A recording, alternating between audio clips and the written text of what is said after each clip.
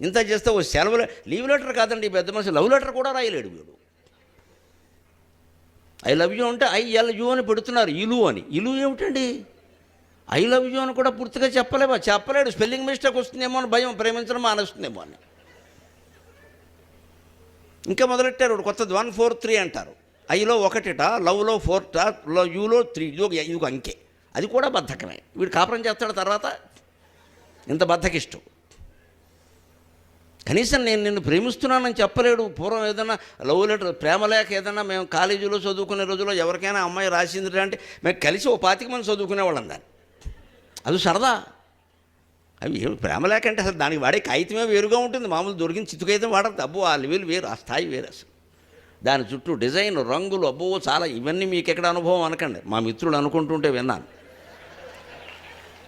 వాడి దగ్గర లాక్కుని 25 మంది కూర్చొని చదివేవాళ్ళం. మాకు ఎలాగో రాలేదు ప్రేమలేక, నీకు ఎవరో రాశారు తీ అని. ఏం భాష ఉండేది అందులో అసలు. ఇంత చేస్తే అమ్మాయి ఇంటర్మీడియట్, డిగ్రీ ఫస్ట్ ఇయర్ చదివేది. ఎంత భాష అది.